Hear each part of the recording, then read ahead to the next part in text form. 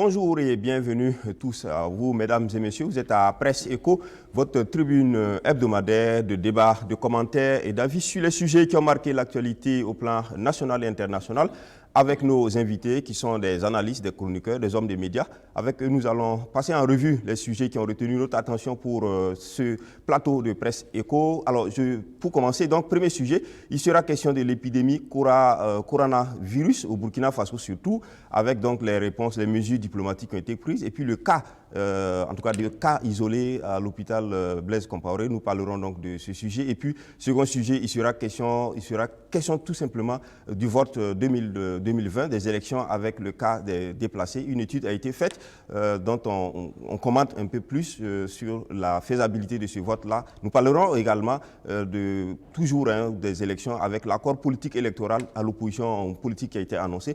Et puis au plan international, en Côte d'Ivoire ou à la CPI, c'est le cas du procès en appel de Laurent Gbagbo et de Charles Blé Goudé. Nous allons donc débattre de ces sujets-là avec mes invités qui sont sur ce plateau.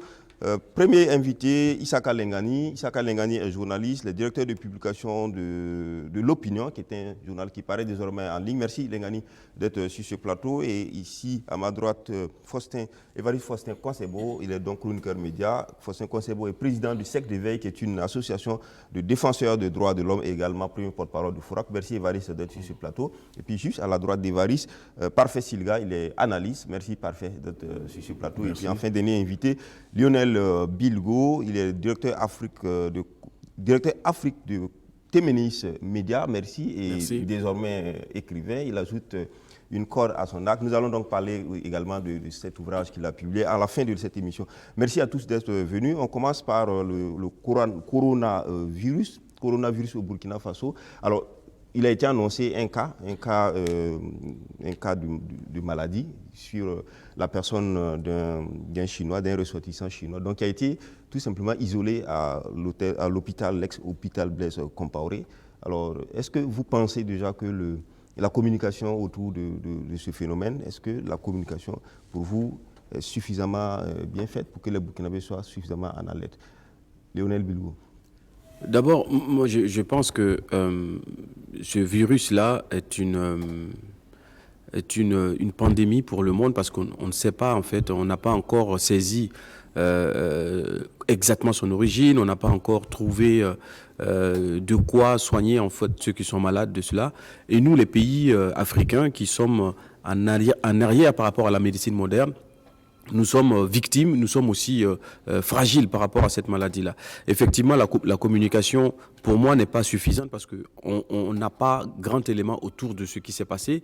On ne sait pas combien de personnes, en fait, cette personne, et avec combien de personnes il a été en contact. Si ça se trouve, pour lui, on l'a détecté et qu'il y a d'autres personnes suspectes peut-être dans la nature, au Burkina et à Ouagadougou. Ce qui est sûr, je pense que le fait de l'avoir isolé, c'est une bonne chose, mais il faut davantage communiquer, informer la population sur des mesures à prendre et demander justement à ce que partout dans l'espace public, ces mesures soient appliquées afin non pas de se protéger, mais de limiter en fait toute propagation de cette maladie-là, tant bien que nous n'avons pas assez d'outils pour lutter contre ce type de virus nouvelle génération, entre guillemets, qui apparaît dans le monde comme ça et qui décime des centaines et des centaines de personnes de l'autre côté. Alors, Parfait Silga, pour certains, la communication du gouvernement, on a vu le porte-parole, le ministre de la Communication, porte-parole du gouvernement, qui a évoqué la question, où il a estimé que les gens faisaient peut-être trop de la rumeur ou enflaient trop la question et qu'il s'agissait d'un cas, d'une suspicion et non pas d'un cas de maladie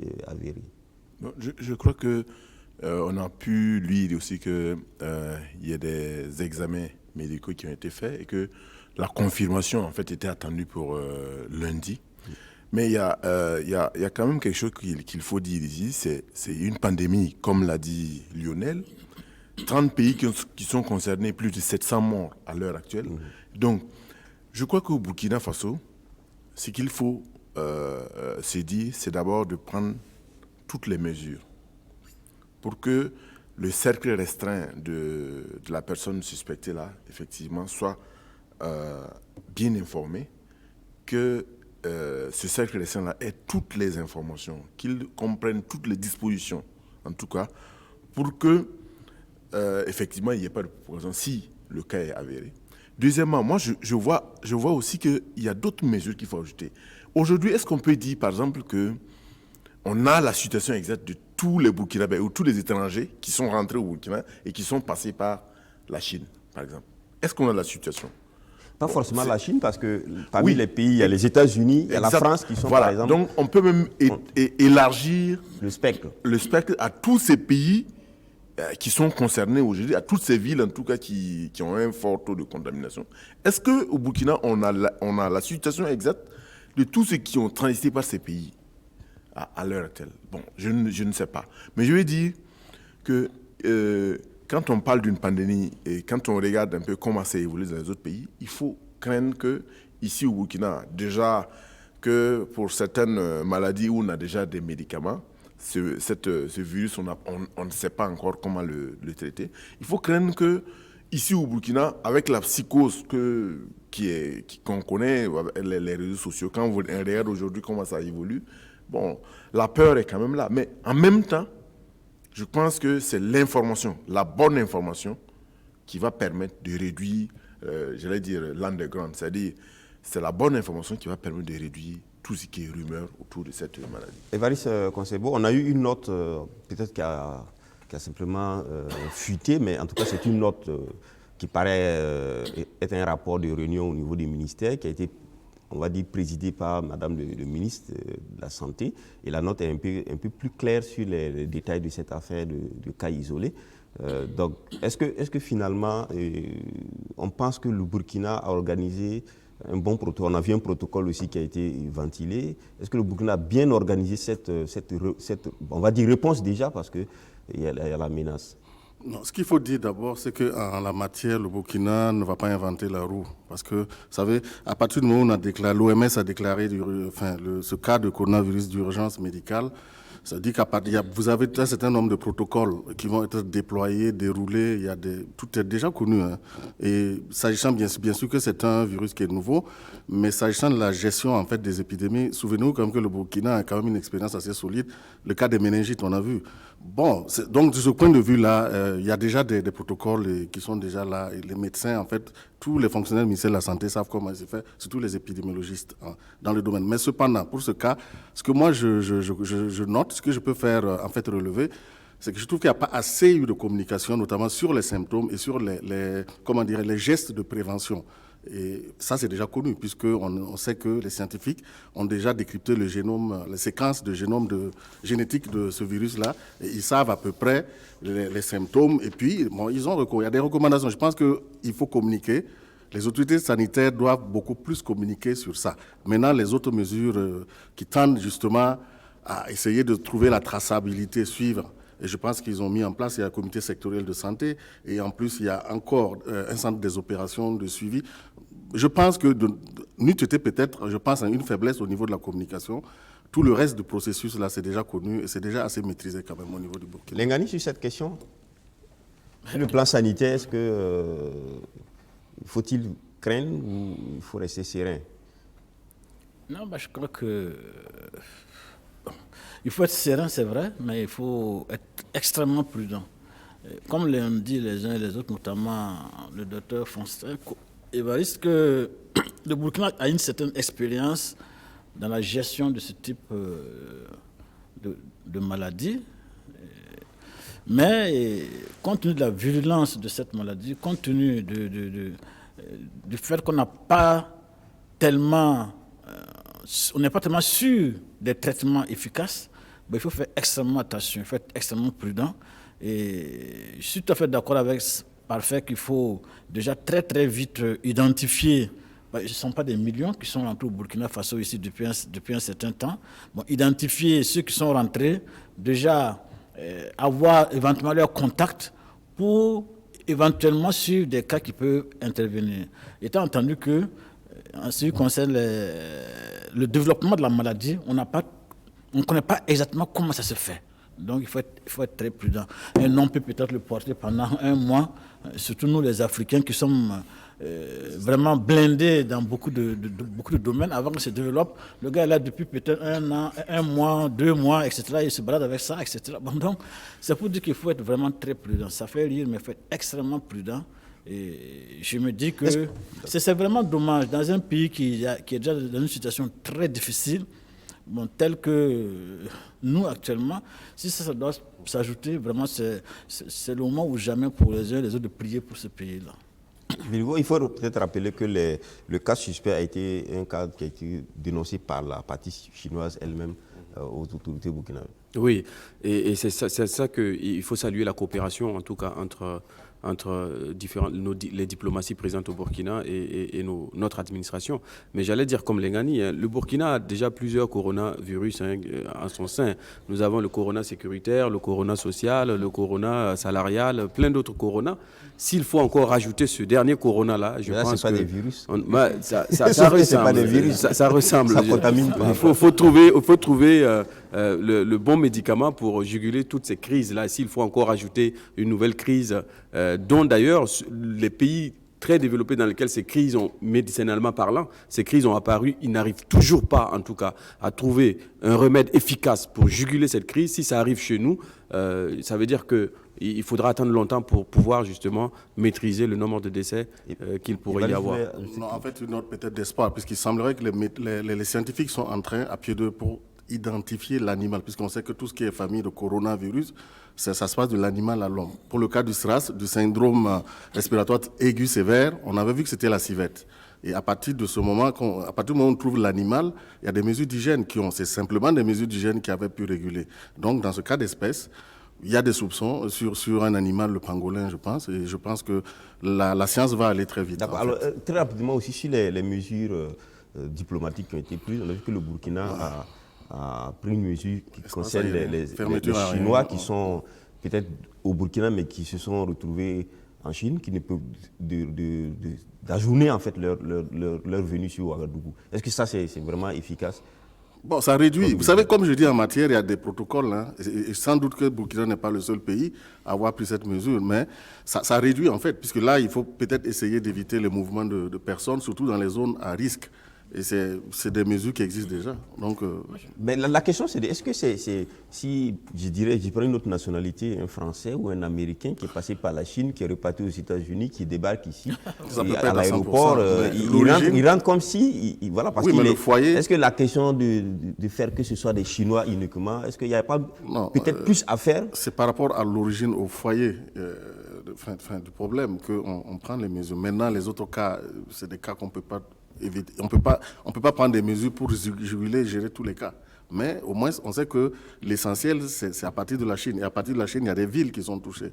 Donc, je pense quand même que c'est des mesures un peu... Lengani, est-ce que jusque-là, on n'est pas encore un peu dans le dilettantisme, peut-être de le dire, parce que si la question est un peu liée au faciès, est-ce que ça ne posera pas de problème si, étant que c'est un virus qui peut être transporté par toute autre nationalité, toute autre personne, est-ce que là, on n'a pas en deçà peut-être de certaines mesures de précaution? Mais moi, c'est juste pour dire que, de mon point de vue, il va être très difficile de pouvoir cerner tous les cas. Ce n'est pas possible. Donc, il faut s'intéresser le plus aux grandes familles de cas, de possibilités de cas, et puis travailler sur ces grandes familles-là. Mais je dirais qu'il semble même qu'au niveau même de la Chine, on a pendant un certain temps négligé le problème. De sorte que même aujourd'hui en Chine, ils sont incapables de dire quelles sont les villes, quelles sont les régions qui sont touchées. Donc ça fait un grave problème. L'autre aspect, de mon point de vue, c'est qu'il ne faut pas interdire aux nôtres qui sont en Chine de rentrer. Au contraire, il faut les dire de rentrer rapidement pour ne pas s'exposer au mal. Mais maintenant, trouver un système d'accueil ici pour que, éventuellement, s'ils sont malades, qu'on puisse d'abord les traiter et éventuellement, ils ne contaminent pas les autres. Mais je crois qu'il ne faut pas interdire aux gens, aux Burkinabés qui sont en Chine ou dans des zones où le virus est présent, de fuir. Non, il faut au contraire leur ouvrir la porte. Les étudiants burkinabés à Yuan, je crois que c'est le foyer de la maladie, ont été pris en charge. Je crois que le ministère des Affaires étrangères a communiqué pour accorder un aide attentif. Voilà, pour essayer de rassurer les parents de ces étudiants. Oui. Oui, mais c'est le cas en isolement. On isole la personne. C'est ce qu'on peut faire, ce qu'on connaît de mieux pour le moment. Maintenant, le reste, effectivement, c'est le minimum de mesures que l'on puisse prendre, c'est éviter que, puisqu'on sait que ça se contamine avec les modes de contamination du virus, on sait, hein, c'est avec l'air, c'est par l'air et tout, la respiration. Mais alors, quand on les envoie par exemple dans un hôpital comme Blaise Compaoré, alors que les Chinois, eux, ils ont construit un hôpital spécifiquement pour ça en 10 jours,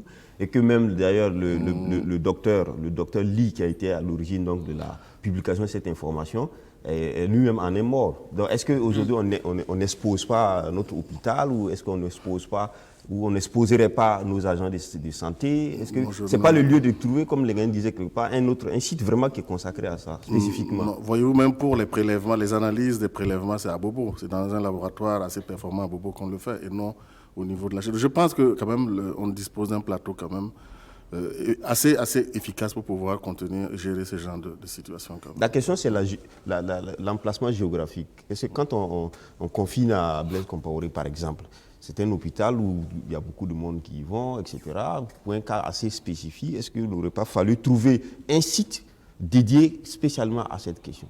Peut-être. Surtout en Chine, quand on regarde, on a construit un hôpital spécialement pour ça. Oui, mais peut-être. Mais en attendant que l'hôpital soit construit, certainement que les malades étaient aussi dans les hôpitaux de la Chine. Donc je pense que dans ce genre de cas-là, il ne faut pas non plus tomber dans la psychose.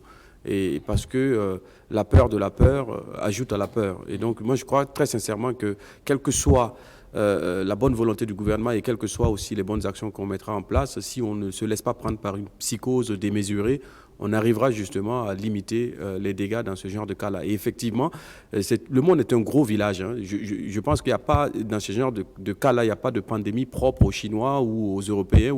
Voilà. N'importe quel virus qui naîtrait dans n'importe quelle partie du monde concerne tout le monde entier. C'est pour ça d'ailleurs que l'OMS, au départ, qui était à tatillon en train d'hésiter pour classer ce type de virus à un niveau international, s'est rapidement ressaisi et a pris la mesure de la dangerosité de ce virus parce qu'il est volatile.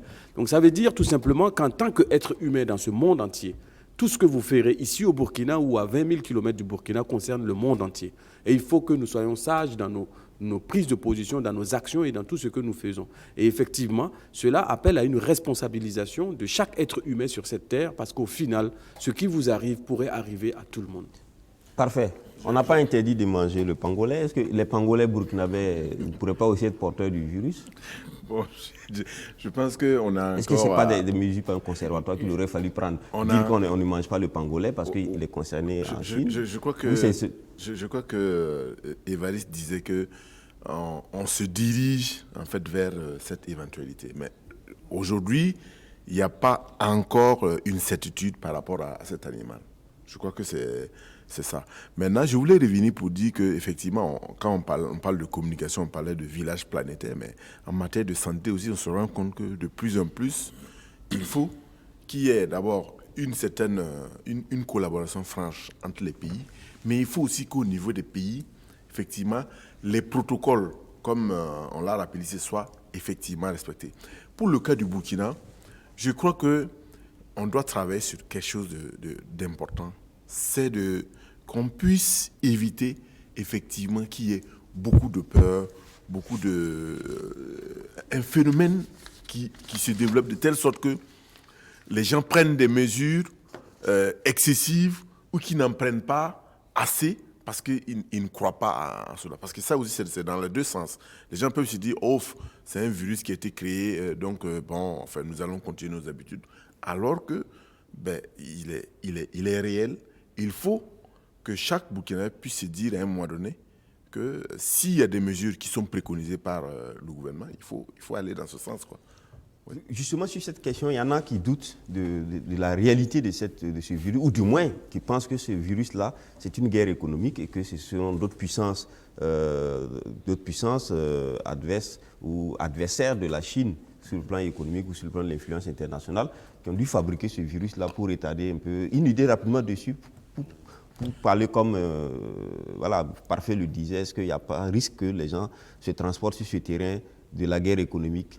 Oui, en fait, une chose est sûre, c'est que ce virus impacte l'économie de la Chine, c'est clair. Avec les mesures qu'ont pris pas mal de pays, on a une espèce de volonté isolationniste de la Chine, quelque part, par les autres pays, et avec juste raison, je crois.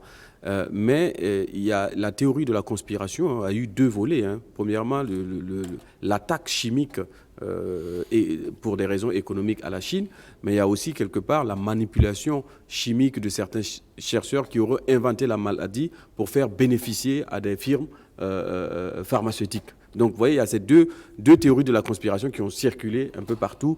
Mais je crois très sincèrement que, quelle que soit la raison principale ou l'origine de ce virus-là, ça appelle tout simplement à la responsabilisation des êtres humains.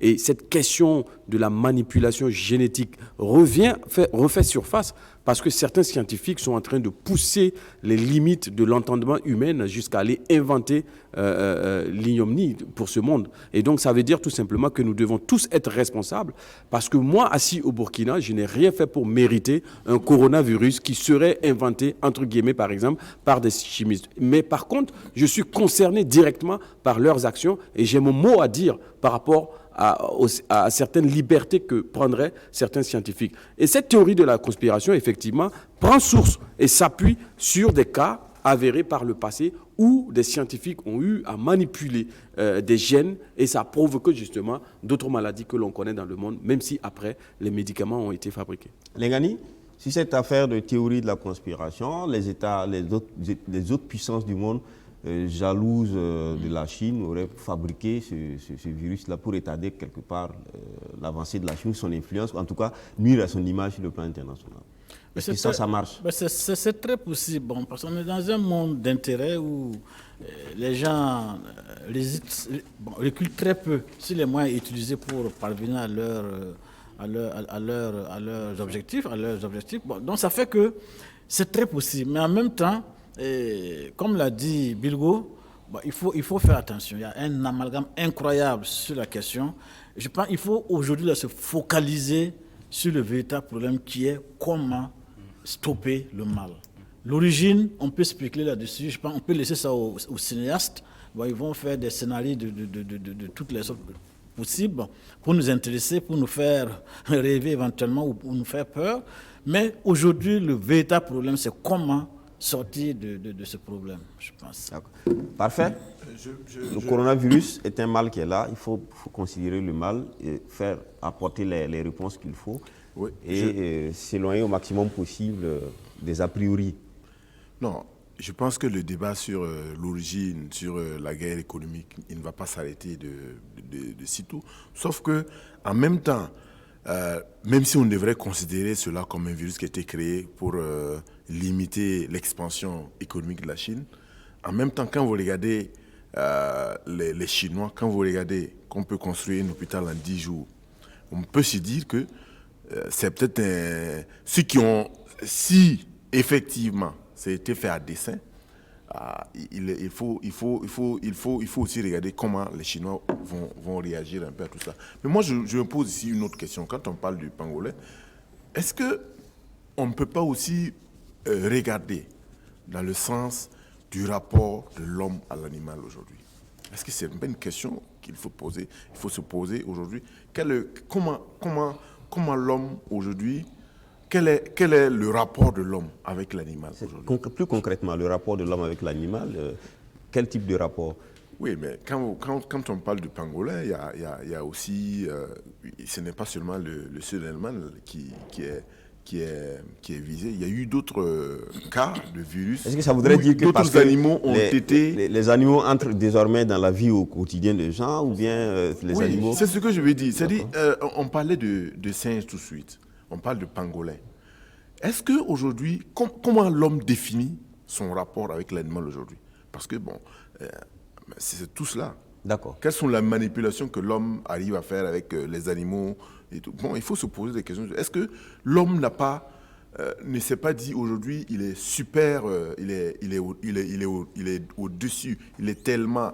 L'homme ne se met pas au même niveau que le Créateur. Il s'est dit, je peux disposer de ces animaux comme je veux. Est-ce que... ce sont des questions... C'est vrai qu'il y a des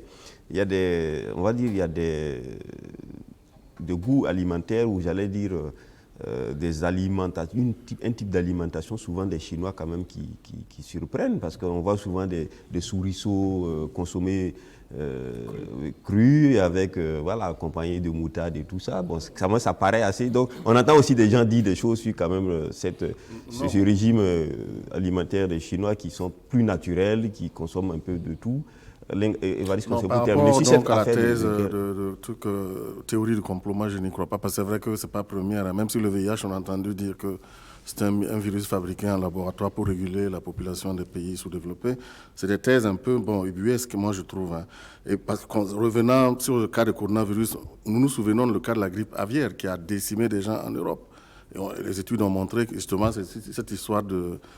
je ne sais pas, il y avait un minimum d'éthique, parce que on donnait des animaux à manger, des substances d'origine animale et tout ça, c'est la fièvre afteuse, tout ça. Non, moi je pense que dans tous les cas, la science va certainement décrypter les séquences du génétique de ce virus et il y aura forcément des suites appropriées, quoi. Merci, on va continuer. Je rappelle que cette émission est une émission interactive, donc vous pourrez réagir au thème dans la deuxième partie, donc en appelant au numéro qui va s'afficher, et puis vous poserez votre question, on vous rappellera pour votre intervention. Alors on continue. Deuxième sujet, il s'agit donc du vote de l'élection 2020 au Burkina Faso. On a une question assez épineuse, c'est le vote des Burkinabés déplacés donc à l'intérieur du pays. On a une étude qui a été faite récemment, dont les médias ont fait cas quand même de certaines données. 90% de cinq régions, Bouc du Moun, Centre, Nord, Est, le Nord et le Sahel. Dans les 5 régions, il y a 90% des déplacés sont concernés dans les 5 régions. On a 22 provinces concernées, on a 159 communes concernées, 374 villages. Alors, la question, la CENI, l'étude qui a été faite donc, pour la CENI, il ressort 2 scénarios. Soit on enrôle donc le déplacé en le considérant comme enrôlé dans son village de départ, sa circonscription de départ, pour qu'il puisse voter dans sa circonscription d'accueil. Et deuxième scénario, soit on le considère simplement comme de déplacer comme étant résident dans la circonscription d'arrivée, donc d'accueil, et on le recense à ce niveau-là. Alors, je voudrais vous poser la question. Apparemment, la classe politique ne semble pas être intéressée. Il y a des écueils autour de cette problématique-là. Parfait, Sylvain. Non, évidemment, les hommes politiques, avant de se prononcer, vont regarder au niveau des 2 scénarios qu'est-ce qui peut les arranger. C'est tout simple.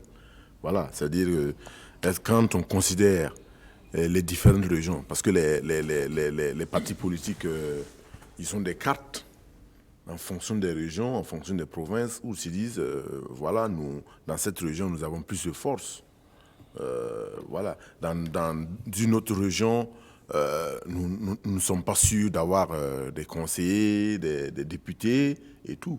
Voilà, donc c'est en fonction de la carte politique du pays qu'ils vont se déterminer par rapport à ces 2 enjeux. Mais ce qui est sûr, ils vont regarder si on permet aux déplacés d'être recensés et de voter dans leur localité d'accueil. On regarde la localité d'accueil, on regarde quelles sont les possibilités. Quelle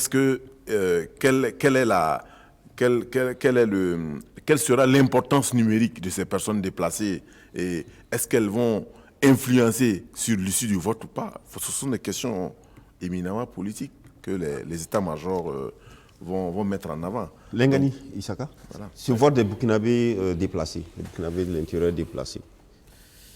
Je crois qu'effectivement c'est un problème vraiment très sérieux. Et comme l'a dit Parfait, les uns et les autres se prononceront en fonction de ce qu'ils lisent de leurs intérêts sur la question. Et de mon point de vue, il faut... Mais quand on parle de l'intérêt des hommes politiques à réagir en fonction de leur intérêt électoral, est-ce que l'intérêt, ce n'est pas plutôt permettre aux Burkinabés, partout où ils sont, ou dans cette condition-là, de pouvoir voter? Est-ce que ce n'est pas ça l'intérêt? L'intérêt de l'homme politique, ce serait autrement. Dans quel sens Non, l'intérêt, c'est... Bon, en fait, par rapport, par exemple, au type d'élection, les intérêts divergent. Si c'est pour la présidentielle, par exemple, on sait que la circonscription électorale pour la présidentielle, c'est la nation, c'est le territoire entier. Donc, que le gars soit de Falaguntu et puis va voter à Nyangologo, bon, c'est la même chose. Mais par contre, pour des élections, par exemple, législatives, si le gars de Falaguntu, le parti politique qui estime qu'il est fort à Falaguntu, qui estime qu'il lui manquerait éventuellement des voix à Falaguntu, va préférer que le ressortissant vote à Falaguntu soit pris en compte Donc, à Falaguntu. Pour le scénario 2, donc c'est-à-dire qu'on le considère, plutôt le scénario 1, on le considère, même déplacé, on le considère comme étant oui, enrichi dans sa commune de départ. Exactement, son vote est pris en compte dans le décompte des voix de Falaguntu. D'accord. Parce que là, lui, ça l'arrange. Mais dans d'autres cas, ça peut ne pas l'arranger. Oui. Donc, c'est en fonction de donc, le scénario 2, c'est-à-dire que s'il est inscrit, non pas à Falaguntu, mais désormais peut-être à Ouagadougou, son vote va se reporter à Ouagadougou, donc au candidat de Ouagadougou et non pas au candidat de Falaguntu. Exactement. Donc, mais je pense que pour la CENI, le plus important, c'est de prendre les dispositions pour que, effectivement, les gens puissent voter. Et là, je pense que l'étude qui a été faite lui donne des moyens pour savoir quelle sorte, par exemple, comment, en fait, quel scénario il faut prendre. Il faut prendre. Dans tous les cas, lui, son travail, c'est faire en sorte que les gens aient des urnes, aient les dispositifs qui leur permettent de voter. Donc, mettre à la disposition des déplacés tout le système nécessaire pour voter. Maintenant, le résultat de vote, il est pris en compte pour Falaguntu ou il est pris en compte pour Ouagadougou. Ça, c'est notre paire de manches. D'accord. Alors, Bilgo, on remarque, et d'ailleurs, si je me trompe, le président de la CENI était sur un média, mais en tout cas, la question c'est que les hommes politiques sont restés des marques par rapport à cette proposition de scénario de la CENI. La classe politique n'a pas semblé réagir. Est-ce que c'est vraiment la question du suffrage, l'intérêt par rapport au suffrage à récolter, par rapport aux forces sur le terrain qui fait le problème, ou vraiment, est-ce qu'on s'en sortira avec ça? Oui, c'est un problème très complexe parce que d'abord, il faut dire que ces personnes déplacées ont des droits. Ils ont le droit de voter s'ils désirent voter parce qu'ils sont des déplacés et ils ne sont pas déchus de la nationalité burkinabé. Ce sont des Burkinabés comme vous et moi. Et d'abord, ne pas leur permettre de voter, de mon point de vue, c'est leur causer un double crime. Le premier étant que le chef de l'État doit garantir l'intégrité territoriale du Burkina et la sécurité. Bon, ça déjà, c'est raté. C'est pour ça qu'ils sont déplacés. Deuxième élément, c'est qu'ils ont le droit à participer au suffrage et à voter, à faire valoir leur titre de citoyen actif. Donc s'ils le désirent, qu'ils puissent le faire. Mais c'est très compliqué parce que, et là je peux comprendre maintenant les partis politiques, le déplacé peut voter avec un sursaut psychologique. Je m'explique. À partir du moment où il n'est plus dans sa région d'origine, il peut voter là où il est, suivant les conditions de traitement qu'il reçoit dans son centre d'accueil, il peut faire un vote sanction contre le pouvoir en place. Il peut dire c'est à cause de vous que je suis là, je suis malnutri, je suis mal chaussé, etc. Tout comme s'il est hyper bien traité, avec un suivi particulier, eh ben, il peut aussi faire un vote d'adhésion. Parce que tout simplement, son cas a été pris en compte. Et je crois que c'est cette raison-là qui rend dubitatif les partis politiques, parce qu'on ne sait pas dans quelles conditions psychologiques se trouvent ces personnes-là. Effectivement, quelqu'un de Falaguntu, qui serait dans sa localité, sécurisé, aurait certainement une autre disposition, une liberté psychologique de choisir le candidat qu'il désire. Ceux-là, ils sont fragilisés, déjà par le choc émotionnel qu'ils reçoivent, par les crimes qui ont été commis dans leur localité, et ensuite par les conditions de vie qu'ils opèrent dans les lieux où ils sont, entre guillemets, recueillis et accompagnés. Et je crois d'ailleurs que c'est pour cette raison, en prévision de ce cas-là, peut-être que les partis politiques ont défilé individuellement en apportant leur soutien dans des localités là où il y a des Burkinabés retranchés. L'autre point qu'il faut remarquer, c'est que comment on fait campagne dans ces localités-là. Je vous rappelle, M. Sawadgo, que la zone des déplacés est une zone qui est sous tutelle du ministère de l'Action sociale, je crois, et que pour y accéder, il y a certaines conditions. Est-ce qu'on permettra aux partis politiques d'aller faire des campagnes politiques à l'intérieur de ces camps-là? Et si campagne politique il y a, Est-ce qu'il n'y a pas une espèce de décence à avoir par rapport à la misère de ces personnes-là, pour qui la première priorité, c'est justement leur sécurité et surtout le drame qu'ils ont subi, parce que des centaines de personnes ont perdu leurs enfants, leurs femmes, leurs familles à l'intérieur de ces camps-là. Est-ce qu'il n'y a pas une espèce de décence humaine à avoir que d'aller leur demander de faire un choix et de battre campagne d'indemnité? De l'autre côté aussi, est-ce que c'est pas peut-être... Parce qu'on dit que le vote, c'est un moyen d'expression. Est-ce que ce n'est pas l'occasion aussi pour les déplacés de s'exprimer et de sanctionner qui il faut sanctionner par rapport à leur situation, à leurs conditions? Tout à fait, c'est un moyen d'expression. Mais ils peuvent sanctionner tout comme ils peuvent ne pas sanctionner, parce qu'il y a des déplacés peut-être qui aujourd'hui, dans ces camps de déplacés, sont reconnaissants au chef de l'État, au gouvernement, de ce qu'ils ont pu faire pour eux et les considèrent comme des sauveurs. D'accord. Évariste Konsebo, aussi les deux scénarios qui sont en proposition.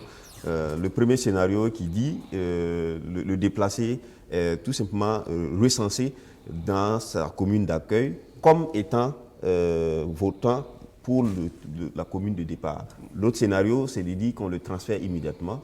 S'il s'est déplacé d'une commune A à une commune B, il est plus comme votant de la commune B et le report de ces voix se font au niveau des statistiques de la commune B. Non, j'ai très bien suivi les scénarios qui ont été proposés, qui sont d'ailleurs même logiques. Maintenant, le choix, certainement, reviendrait.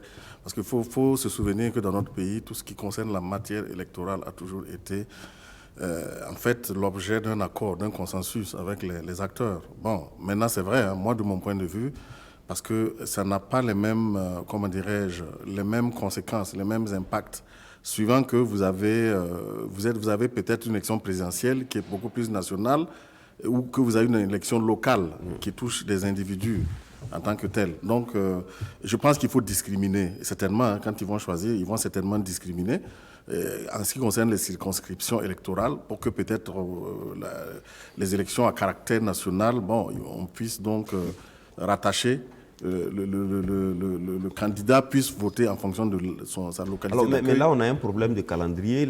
La classe politique semble traîner les pas et ne réagit pas. La CENI a fait donc connaître le rapport. La classe politique ne réagit pas. Il semblerait donc que, selon nos informations qui ne sont pas forcément officielles, mais il semblerait que la classe politique estime que c'est elle qui a demandé donc ce rapport et qu'il fallait lui ramener ce rapport pour qu'elle puisse donner des observations avant de pouvoir...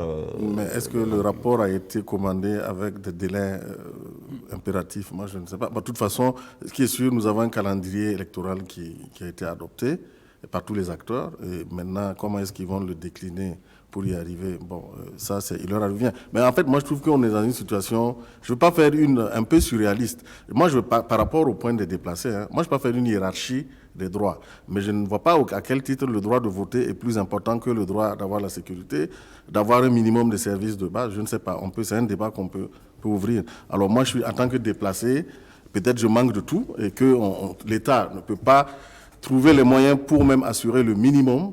Mais paradoxalement, on trouve les moyens pour venir me recueillir mon suffrage. Moi, je ne sais pas. Honnêtement, je trouve ça vraiment surréaliste. Alors, est-ce que tous les scénarios sont bouclés ou faudrait-il encore peut-être un troisième scénario à l'idée que peut-être le déplacé du village A au village B, donc qui est recensé au titre du village B, peut se retrouver encore au village C, au village D, et ainsi de suite. Donc, il y a peut-être une mobilité continue qui peut se faire.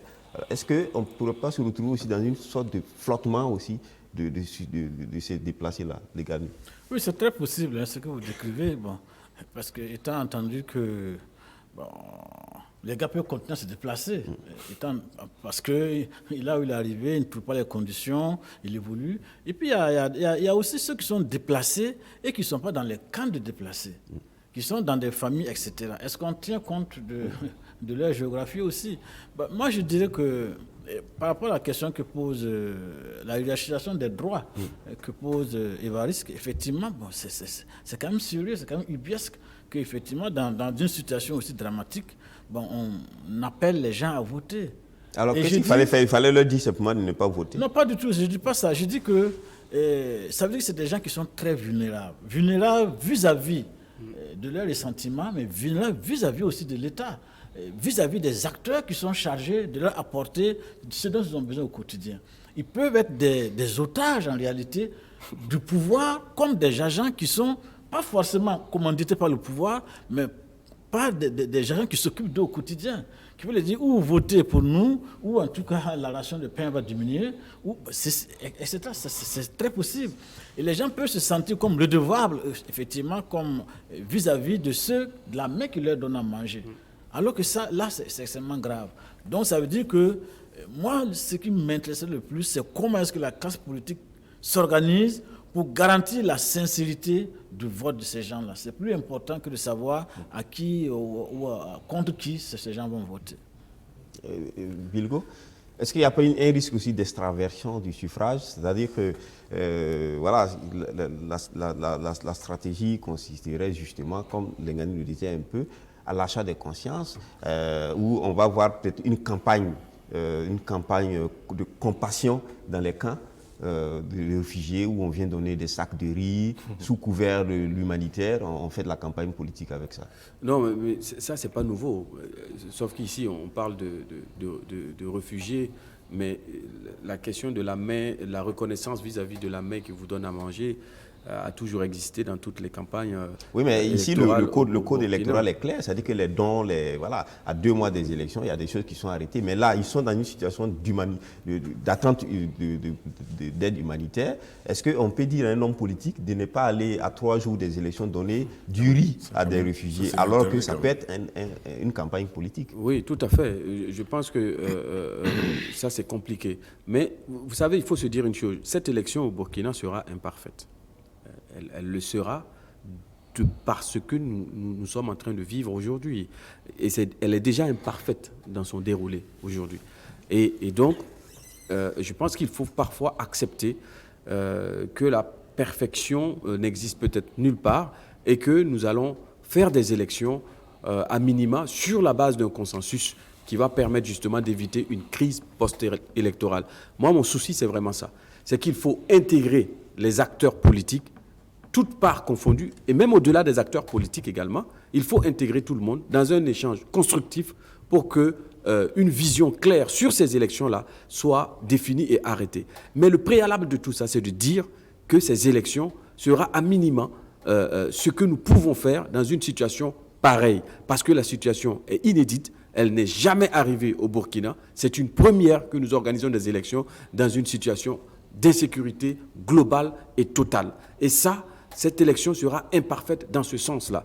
Et moi, je pense très sincèrement qu'il ne faut pas se voiler la face, M. Sawadgo. Il faut que les acteurs politiques aillent à l'essentiel, qu'ils se disent tout simplement que nous devons inventer une recette approximative pour cette élection-là et que chacun devrait accepter cette recette-là. Et c'est au gouvernement aussi de montrer patte blanche, d'appeler tout le monde et surtout de faire un partage des données. Parce qu'on parle des camps de déplacés, je me demande si l'opposition a le chiffre exact du nombre de personnes qui y rentrent, de ceux qui y circulent. Est-ce qu'ils ont carte blanche pour accéder à ces camps? Toutes ces questions sont à poser et je pense que c'est pour ça d'ailleurs qu'ils sont un peu réservés. Ils vont les analyser dans leur laboratoire individuel et collectivement partager leur point de vue pour que ces élections soient acceptées. Deuxième volet de cette question des élections de 2020, c'est la date qui a été fixée. Le corps électoral est convoqué pour le 22 novembre 2020 pour l'élection présidentielle et législative, etc. Aujourd'hui, en fin novembre, il y avait près de 414 550 déplacés. Aujourd'hui, on est en février, mais en tout cas, ça pourrait être un peu plus que cela. Alors, les élections dans ces conditions, avec des déplacés, d'insécurité, il y en a qui pensent que ces élections ici, moralement, ce ne sont pas des élections ça ne respecte pas la morale. Oui, bon, on peut le dire, mais en même temps, il faut quand même se rappeler, il faut le dire, si on arrive à la conclusion que oui, ce sont des personnes déplacées, elles ont besoin d'abord de sécurité, ce qu'elles cherchent d'abord, c'est avoir un minimum pour vivre décemment, en même temps, on leur enlève ce droit qui est fondamental dans la Constitution. Moi, je dis, permettons aux déplacés de voter, même si ce sera dans des conditions imparfaites. En même temps, il n'y a aujourd'hui aucun homme politique qui peut être sûr de l'issue de ces votes dans ces conditions. Parce qu'on parle du vote sanction, on parle aussi de la reconnaissance. mais aussi, il peut y avoir aussi un fort taux d'abstention. C'est possible. Mais je dis, en même temps, il faut qu'on puisse travailler à ce que tous les acteurs politiques aient, au départ du processus, les mêmes chances. Parce qu'il ne faut pas que le pouvoir en place ait une longueur d'avance sur les autres acteurs de l'opposition, parce qu'il peut accéder au camp, il peut venir, même pas des actions dites républicaines, influencées. Non, je pense que tous les acteurs, au départ du processus, doivent avoir les mêmes chances. C'est ça la démocratie. Maintenant, le reste, c'est une question de stratégie que chacun va développer à sa manière. Les votes, c'est pour il y a aussi la sécurité. Oui. Parce que la campagne dans ces camps de déplacés-là peut être aussi source d'insécurité. Est-ce qu'en faisant, par exemple, des meetings dans ces camps-là, est-ce que d'autres personnes, enfin, des forces du mal ne vont pas profiter pour faire encore des victimes. Des attaques. Des attaques. Oui. Donc, je crois que la question, elle doit être... Il faut regarder la question. Alors, mais tout ça mis ensemble par rapport à la convocation du corps électoral le 22 novembre. Oui. Est-ce que tout ça, comme par exemple ce qui est décrit là, le climat de chaos, etc., est-ce que ces élections convoquées pour le 22 novembre sont réalistes? Non. Je pense qu'on pourrait réellement y arriver quand il y a des couacs et il y a des écueils? Je pense que la date a été choisie en tenant compte d'un certain nombre d'étapes. Aujourd'hui, la CENI a un calendrier. Je pense que les partis politiques connaissent bien le calendrier. Donc c'est en fonction de ce calendrier qu'on arrive à la date du 22 novembre. Donc, si maintenant le calendrier n'est pas respecté, bon, il va sans dire qu'il peut y avoir des retards et que la date peut être prolongée. Mais tout cela dépend de la responsabilité des acteurs politiques. Parce que nous avons toujours dit ici, tout ce qu'on connaît comme matière électorale découle d'un consensus entre les acteurs politiques. Non, il est clair le corps électoral est convoqué pour le 22 novembre 2020. Une chose est de convoquer le corps électoral pour le 22 novembre 2020. Une autre chose aussi est de pouvoir donc tenir donc ce calendrier. Parce qu'il y a beaucoup de paramètres, de variables qu'on ne maîtrise pas. Parce que là, nous avons vu toutes les problématiques qui sont soulevées par le cas des déplacés. Mais pour le cas des résidents des zones exposées aux attaques. Et pour déployer donc ce calendrier, il va de soi qu'il y a... Et la campagne électorale... Il y a d'autres difficultés qu'on ne maîtrise pas. Et c'est vrai que la CENI ne maîtrise pas tout ce qui est sécurité. Bon, donc, mais je comprends aussi le gouvernement, hein, ils sont dans leur rôle. Ils ne peuvent pas ne pas agir. Ils ont donné une date, un calendrier, mais pour moi, c'est une indication. Alors, maintenant, il faut voir. Lengani Issa, comment on fait la sécurité donc, d'ici le 22 novembre sauf si, par exemple, on estime que dans la probabilité, ou on estime dans l'hypothèse que d'ici novembre, le pays est totalement sécurisé, on peut même se permettre le loisir d'aller maintenant sécuriser des élections. Alors, et si on arrivait dans les mêmes conditions que nous sommes aujourd'hui, en novembre 2020, comment on fait? Qui va sécuriser donc les votes? Parce qu'il faut, la loi prévoit qu'il faut des agents de sécurité dans les bureaux de vote. On a plus de 18 000. Comment on fait pour s'occuper des deux tableaux de sécurité? Mais on a les volontaires qui sont là. On a trouvé là, les volontaires sont là. Moi, je le dis comme ça, bon, c'est pas pour rigoler, mais c'est vrai. C'est des hommes de terrain qui sont recrutés sur place, donc qui sont en mesure de sécuriser mieux que des soldats qu'on ferait venir d'ailleurs. Bon, ensuite, je crois qu'il faut que l'on s'entende sur quelque chose. Il faut que ces élections aient lieu. Je pense que c'est extrêmement important, parce que justement, le pays est en difficulté, en insécurité. Il faut que ces élections aient lieu. Il ne faut pas ajouter une crise à une autre crise. Si aujourd'hui, malgré cette situation, on ajoute une crise institutionnelle, il n'est pas évident qu'on pourrait s'en sortir. Et ceux qui disent que non, bon voilà, c'est indécent, bon, dans une situation d'insécurité, de demander aux gens de voter, mais si on ne vote pas, on fait comment?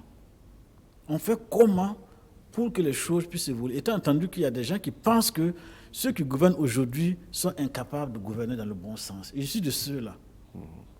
Et quel droit on me donne, quel moyen on me donne pour changer éventuellement la vision, pour changer éventuellement de paradigme? C'est ça. Il n'y a que le vote. S'il n'y a pas le vote, on fait comment? Donc je dis qu'il faut que le vote ait lieu. Il faut que le vote ait lieu. Lengani Isaka, Maintenant, en matière de sécurité, pour la sécurité... Entre la théorie à Ouagadougou, la dialectique qu'on fait à Ouagadougou, et ce réalité qui se par passe rapport 200 km après Ouagadougou, c'est tout à fait différent. Je suis tout à fait d'accord. Je suis tout à fait d'accord avec ce qui se passe. Mais c'est tellement évident que j'en ris. Mais la question, on fait comment? Si on ne vote pas, on fait comment pour que... Certains ont proposé un scénario de compromis politique pour faire une rallonge des mandats législatifs et présidentiels, pour faire une sorte de gouvernement d'union nationale. On entend dire. Oui, mais justement, ils n'ont qu'à proposer. Ça, c'est d'abord, on parle pour le moment sous les cases. On n'a qu'à nous dire concrètement comment on fait. Moi, je ne demande qu'à comprendre. Et de mon point de vue, la seule alternative aujourd'hui pour éviter une crise profonde sur le plan politique, c'est les élections. Bilgo. Comment on les organise? Ça, c'est la responsabilité du pouvoir en place. Bilgo, Moi, je crois que... on y va pour les élections. Non, moi je pense qu'il faut tenir ces élections-là. Et je me mets même du côté de ces forces du mal, là, les terroristes. C'est une victoire pour eux si on n'arrive même pas. Exactement. Et c'est un signal de faiblesse et de défaite en fait qu'on envoie. Il faut garder l'espoir qu'il y ait ces élections-là. Maintenant, effectivement, à l'intérieur de ces élections, il y a d'autres paramètres. Effectivement, c'est clair qu'à 200 km de Ouagadougou, la priorité majeure pour le cultivateur qui est obligé d'abandonner son champ et sa daba, c'est de retrouver son champ et sa daba. Et c'est même pas sûr que s'il y avait la sécurité, celui-là serait intéressé par les élections. Donc ça veut dire quand même qu'il faut tenir compte de toutes ces sensibilités et ces paramètres-là. Mais en même temps, il y a un débat aussi lié un peu à l'apport financier pour les élections. On a vu le ministre Siméon estimé à 100 milliards de francs CFA.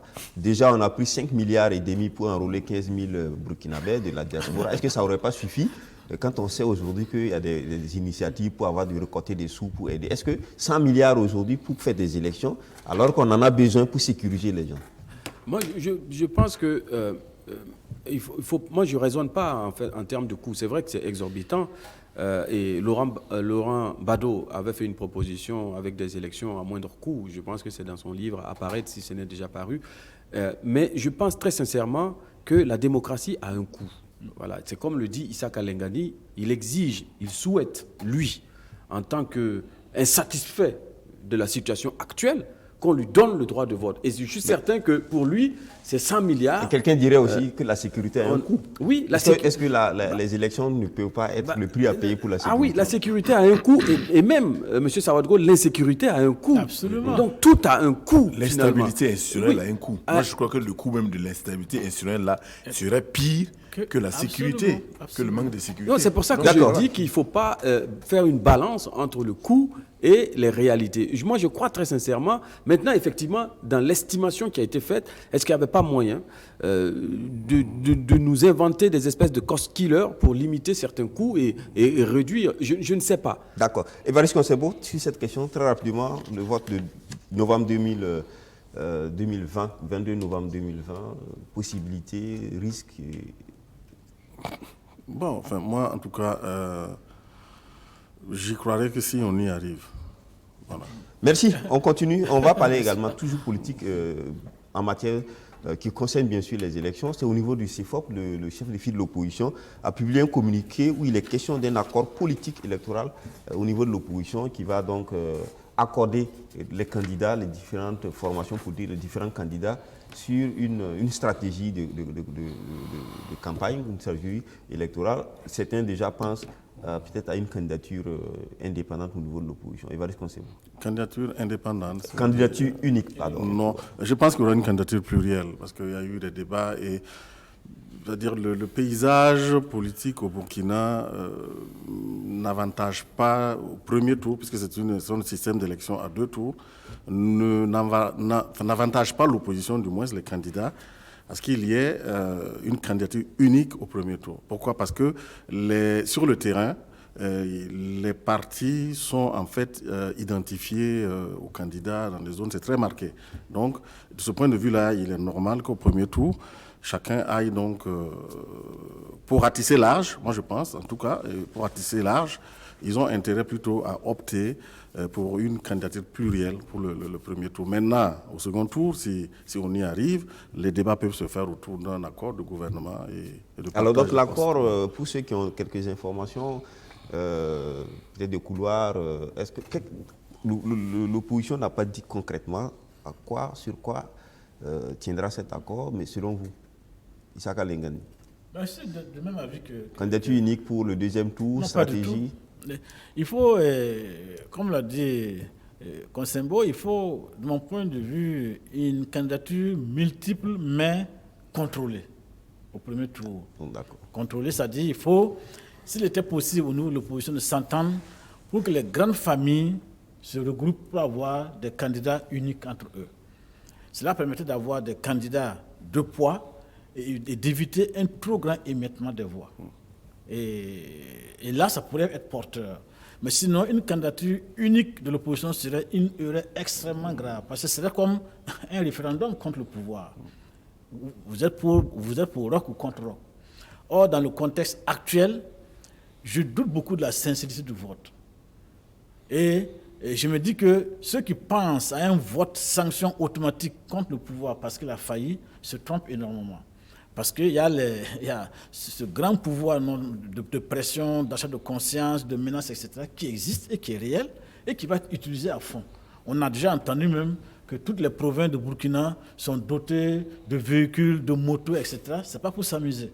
Et donc, ça veut dire que les gens se préparent pour effectivement ces élections. Donc, l'opposition a vraiment intérêt à trouver une stratégie. Et de mon point de vue, cette stratégie, c'est en même temps qu'on libère les candidatures, il faut les contrôler pour qu'il n'y ait pas un trop grand émiettement de voix. Alors, mais au second tour également, la question même de la candidature indépendante ou bien du soutien au premier, c'est comme ça que ça s'est fait, au premier des candidats de l'opposition venus en tête. Est-ce que là également, il faut une réelle garantie parce qu'au second tour, chacun peut aller soutenir qui il veut? Bon, vous savez, les élections, ce n'est pas une science exacte. Hein. Surtout, ça se repose sur des émotions, sur des individus qui peuvent changer à la dernière minute. Une phrase mal placée d'un opposant peut transformer ses propres militants en des boulets, en des handicaps pour lui. Et donc, moi, je crois très sincèrement que c'est de bonne guerre ce que l'opposition est en train de faire, et c'est ce qu'il faut faire. Et c'est une stratégie qu'ils sont en train de mettre en place, de s'entendre, pour trouver les voies et moyens de favoriser l'un d'entre eux. Mais ça ne se fera pas au premier tour. C'est une erreur de faire ça au premier tour. Certainement au deuxième tour, que le candidat qui a le vent en poupe, qui aurait le vent en poupe par rapport au pouvoir en place, que celui-là ait des ralliements de toutes parts pour avoir la victoire. Mais faire un calcul comme ça et s'asseoir, c'est douter aussi de la capacité du pouvoir en place d'aller chercher des ralliements, même dans le camp des oppositions. Parce qu'il y a des néo-partis qui sont nés. Il y a quand même pléthore de partis politiques qui existent aujourd'hui pour que le pouvoir en place aille chercher également des alliés dans ce camp-là. De toute façon, les cartes vont être rebattues, y compris au sein de l'AMP. Il y a certainement des partis peut-être aussi qui vont rejoindre l'opposition. Alors, d'accord, mais est-ce qu'il n'y a pas un peu... L'opposition ne vient pas un peu en retard par rapport à se mettre d'accord, une unité, etc. Parce qu'on a vu au Mali, l'opposition a sommeillé, et puis c'est au dernier moment qu'ils ont voulu, donc, alors que le processus était déjà fait. Est-ce qu'ici, on n'est pas dans cette même situation, là où on remarque un peu de chaos, chacun parle de son côté, chacun fait ce qu'il a à faire, et c'est pour seulement le vote qu'on pense qu'il faut unir les forces. Est-ce qu'il n'y a pas un retard quelque part qui est accusé? Parfait. D'abord, il faut se poser la question de savoir, lors des dernières élections, les élections passées, cet accord qui a eu lieu entre l'opposition, qu'est-ce que ça a donné concrètement? C'est la première question. Est-ce qu'aujourd'hui, l'opposition, en disant qu'ils sont en train de préparer un accord, est-ce qu'ils ont tiré leçon des autres accords qu'ils ont eu à passer dans le temps? Pour savoir... Par exemple? Pour savoir, non. Moi, c'est à eux de... Est-ce qu'il y a eu des accords par le passé qui étaient vraiment manifestes? Vous n'avez pas, vous ne savez pas qu'il y a eu des accords en 2015, dans le temps, en 2010, en 2020, par rapport en 2005? Il n'y a aucun accord qui a eu lieu en son temps. Ce que je veux dire, c'est que même si les hommes politiques ne le disent pas de façon ouverte, il y a toujours des accords souterrains qu'ils font à l'occasion des élections. La deuxième chose qui est On importante... on a eu alternance 2005. Là, c'était contre la non-rétroactivité de la loi. On a eu mais qui a également allé en vrille aussi. Voilà. À un moment donné, qui s'est éclaté. Voilà. L'autre chose qu'il faut quand vous dites est-ce que ce n'est pas tard? Non. Vous savez, même à un mois des élections, il peut encore avoir des accords. On peut même tisser un accord actuellement et puis à un mois des élections, ça va dans tous les sens. Le processus électoral, par exemple, conduit par la CENI, l'ONU et tout ça, c'est déjà enclenché. Et ça, à un mois des élections, on ne reviendra pas dessus. Oui, mais c'est pour vous dire que tout dépendra des conditions qu'ils mettront pour pouvoir arriver à un accord. C'est-à-dire, on a deux élections. On a l'élection législative. Alors, au niveau des élections législatives, qu'est-ce qu'on fait dans les différentes régions? Comment ces différents partis s'entendent? Est-ce qu'il y aura des fusions? Est-ce qu'il y aura des unions? Est-ce qu'il y a plusieurs partis se mettent des alliances pour conquérir des postes dans les différentes provinces? Ça, c'est la première question. Maintenant, au niveau de la présidentielle, c'est aussi un autre débat. Et comme les autres l'ont dit ici, je pense que généralement, c'est au niveau du second tour qu'il y a les ralliements. Mais encore faut-il arriver au second tour. Il faut d'abord, parce que au MPP, on a vu le MPP était hier, on dit, en ordre de bataille, parce qu'il y avait un bureau politique national. Mais quand on écoute, au MPP, c'est 60% au premier tour. Donc, il n'y a pas de deuxième tour. Si l'opposition attend le deuxième tour pour faire... Oui, mais vous savez, ce serait trop tard. Le MPP a une boule de cristal pour pouvoir, mais tout le monde n'a pas donc la boule de cristal. Mais non, vous pouvez être plus sérieux. C'est vrai que la stratégie de l'opposition, c'est une première, qui consiste à vouloir aller de manière organisée et unie à une élection. Ça, c'est quand même une première, faut dire. Maintenant, les réajustements, bien sûr, vont se faire en fonction des réalités du terrain. Pour le moment, lui parlait de fusion ou de collaboration. Ça va dépendre des résultats sur le terrain. Donc, d'ailleurs, par exemple, on sait que pour les élections, il y a la surveillance, par exemple, du vote dans les bureaux de vote. Tous les partis n'ont pas les moyens d'avoir des représentants. Des délégués partout. Ce qui est important dans ce qui s'est profilé à l'horizon, c'est qu'en fait, cet accord-là pourra être appliqué à des partis qui ne sont pas membres de l'opposition, parce qu'il faut aussi prévoir cela. D'accord. Ça peut arriver. Merci. On va terminer avec le cas de la CPI. Donc, on est sur le sujet international. Il y a eu un procès en appel de Laurent Gbagbo et de Charles Blé Goudé lié aux conditions donc, de mise en liberté, parce qu'on le sait très bien, là également, entre griffes, c'est comme s'il y a un confinement diplomatique ou politique, en tout cas de ces deux leaders politiques ivoiriens. Alors pour la défense de Laurent Gbagbo, il est question que M. Ouattara, le président de la Côte d'Ivoire, utilise tous les moyens possibles pour éviter que Laurent Gbagbo ne puisse venir en Côte d'Ivoire. Bilgo. S'il le fait, c'est de bonne guerre.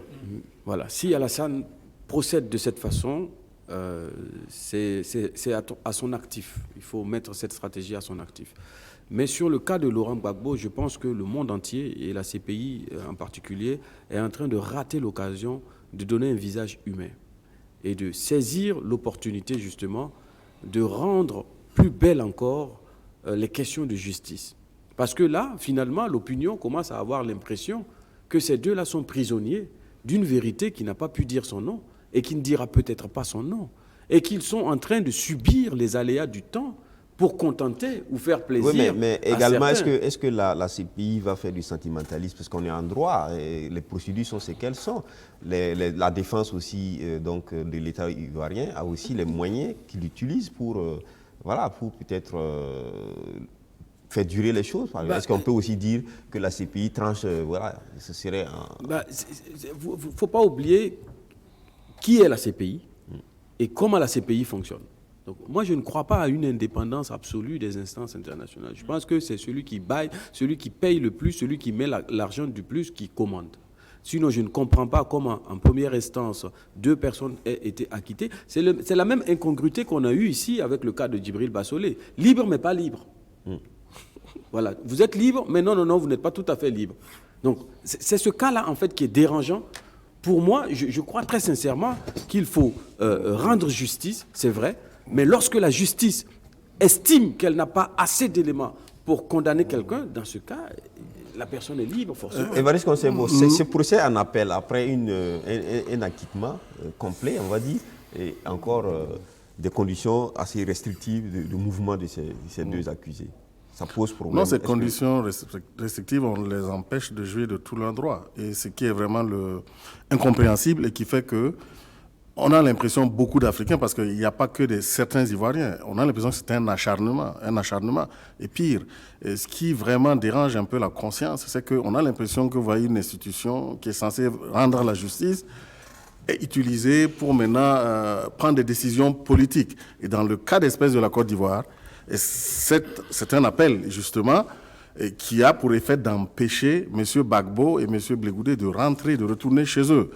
D'où l'impression que, dans un contexte électoral, on veut utiliser la CPI pour exclure des candidats. C'est ça tout le drame. Évariste parlait tout de suite d'acharnement, mais en même temps, il faut dire que ce sont les pays africains qui ont signé l'accord qui leur permet Le statut de Rome. Le statut de Rome. En même temps, c'est ça. Mais j'ai dit, au risque de me répéter, la CPI ne fait pas du droit. La CPI fait de la politique. C'est simple à comprendre. Sinon, on ne peut pas acquitter quelqu'un et lui dire « Ah non, tu ne peux pas aller là où tu veux ». C'est simple. Dire comme ça, ici- est-ce que c'est pas trop abusif de dire que la CPI fait de la politique alors que c'est une juridiction avec tous les compartiments qu'il faut. Oui, mais- La procédure qui est engagée à la CPI, c'est une procédure qui Mais respecte comment- les principes mais comment- de justice, de procès équitable dans le monde entier. Il y a tout, il y a la défense est là, il y a le Mais principe comment, de mais double comment vous juridiction qui expliquez est là. que Pourquoi vous les dites que c'est- États-Unis, comment dire que c'est politique les États-Unis disent ben, cet organe, vraiment on s'en fout, excusez-moi le terme, mais il y a combien de pays qui n'y participent pas? Les grandes puissances, Mais voilà. même la Mais Chine, pourquoi hein. vous voulez nous? Non, ce n'est pas du droit. En fait, on utilise un paravent, on dit oui, on va juger les gens, on va faire ci. Mais ceux qu'on envoie à la CPI, ce sont des gens qui dérangent dans leur pays. Malheureusement, ce sont des pays africains qui envoient leurs compatriotes. Mais qu'est-ce que vous voulez? Mais ce que je vais dire ici, bon, c'est sûr que là, Ado, le président Alassane Ouattara, il est bien parce que là, il est en train d'atteindre son objectif. Parce Pardon, que, le verdict. Le verdict n'est pas de... Laurent Gbagbo a dit « Je vais être candidat à cette élection ».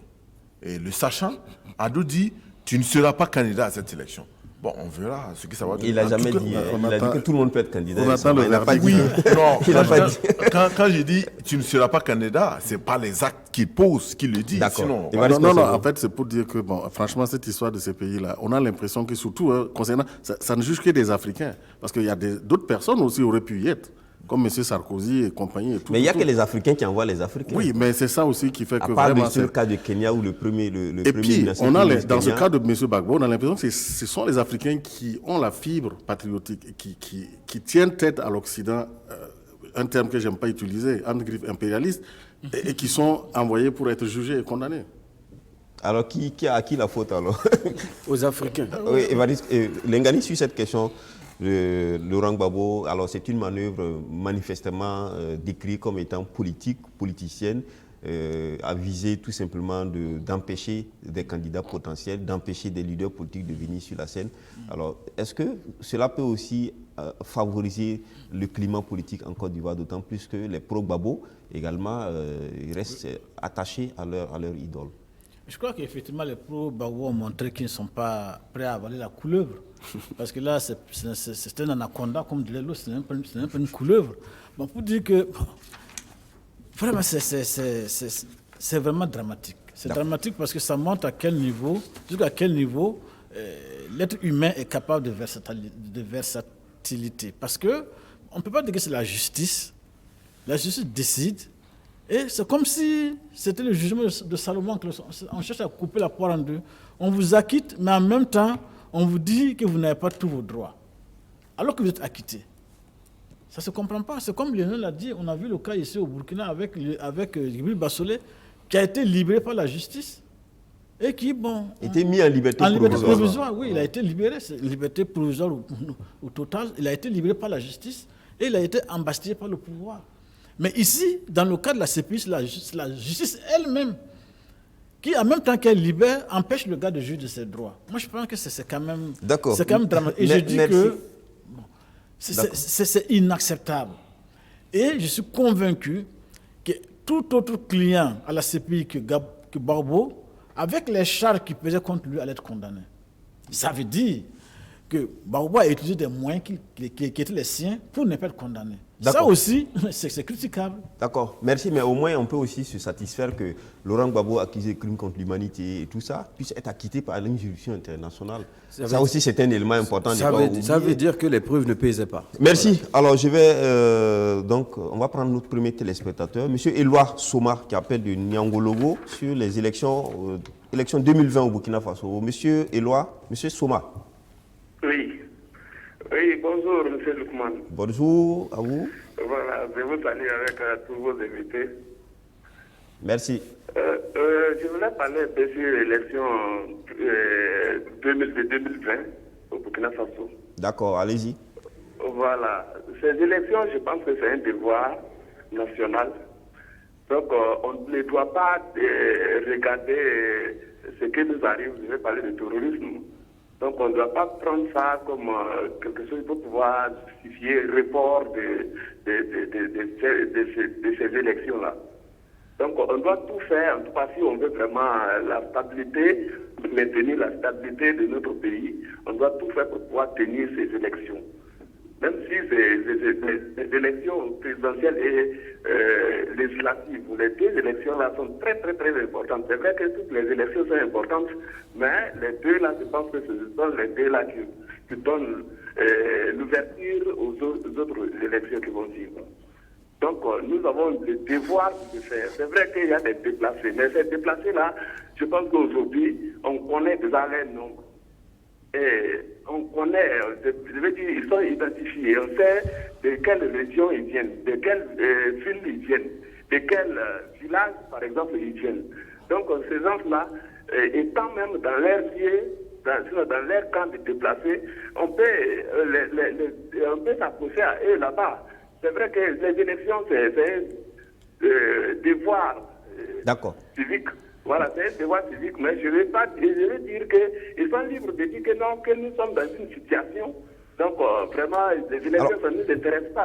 Monsieur Soma, Monsieur Soma, oui. Vous parlez de stabilité du pays au cas où on ne tiendrait pas ces élections. Est-ce qu'on ne se situe pas entre la peste et le choléra ici? Parce que si on fait des élections, supposé qu'on fait des élections à minima, c'est-à-dire qu'on vote à Ouagadougou, peut-être à Ouébia, peut-être à Niangologo, et avec peut-être 500 000 votants, le président est élu, les institutions. Est-ce que ça aussi c'est crédible? Est-ce que ça aussi c'est vraiment légitime? Oui, M. Lukman, je vous comprends très bien. C'est vrai que la ligne est difficile, je n'entends pas tout. Mais les élections, je pense que si on décide de le faire et on veut bien faire, on peut bien faire. Voilà. Donc, même avec un tel... Merci. Oui. Non, allez-y, on a un problème de ligne. Par exemple, sur le Nigeria, le Nigeria a dit, vous savez que le Nigeria a beaucoup Haram, ça fait des années. Mais avec le Boko Haram, le Nigeria a fait des élections.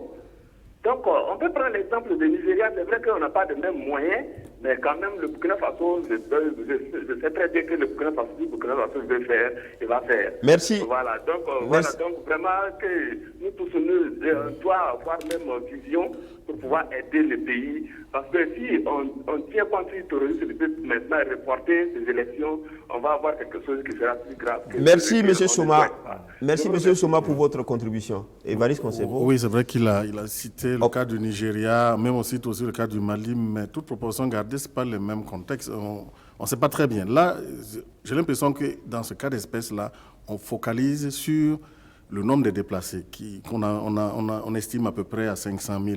Mais personne ne connaît les proportions des résidents et qui sont dans des zones exposées par les... Qui ne peuvent pas voter. Et qui ne peuvent pas voter. C'est ça qui est important d'abord. Parce que, mais là, je pense aussi que c'est des données. Peut-être que quand on va vouloir dérouler le calendrier, on verra. Bilgo, est-ce que si on fait des élections au rabais, des suffrages vraiment qui ne valent pas, c'est vrai qu'on n'a pas de quotas au Burkina pour dire qu'il faut atteindre tel seuil pour que l'élection soit crédible, etc.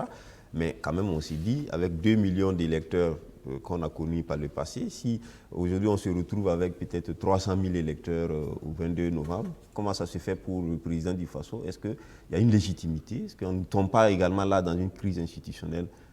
Oui, il y a une légitimité.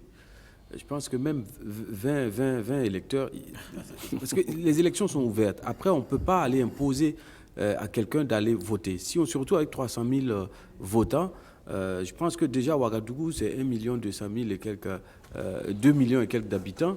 Et si on regarde par exemple le suffrage qu'a apporté Roch-Marc Christian Kaboré à la présidentielle, ça ne fait pas la population de la ville de Ouagadougou. D'accord. Alors, donc il a une légitimité. Merci. On va prendre un autre téléspectateur. Monsieur Ilboudo Lamoussa François, Ouagadougou, sur l'épidémie du coronavirus. Monsieur Lamoussa. Oui, alias Ali Sorobo, dit le peuple. Je vais revenir sur le coronavirus. Voilà, merci parce que je n'arrive pas à prononcer. Vous dire que le dispositif avant était si c'était dans d'autres cas, j'allais à comment on appelle ça, l'aéroport de Ouagadougou, parce que le dispositif consistait à avoir une caméra à infrarouge qui détecte les gens qui ont un niveau de très élevé, avec du gel ou du savon qu'on se lave les mains. Ça, c'est pas un dispositif. C'est autre chose, mais c'est tout sauf un dispositif. Parce que même si quelqu'un contracte la maladie, il faut mettre au minimum 15 jours pour qu'on puisse dire réellement s'il a la maladie ou pas. Donc, prenons le cas de ce monsieur qui a été, qu'il me semble, qu'on a des doutes dessus. On l'a mis en quarantaine, c'est vrai. Mais ceux avec qui il est venu en voyage, parce qu'on dit que le virus est volatile, ça veut dire que dans la peau, il respirait et les gens aussi respiraient. Ça veut dire qu'on devait mettre en quarantaine tous ceux qui étaient dans l'avion. Il n'y a pas, ça veut dire qu'en réalité, il a fallu même que nos familles aient pitié de nous pour nous déclarer qu'il y a un suspect dans l'heure là, pour que nous puissions savoir.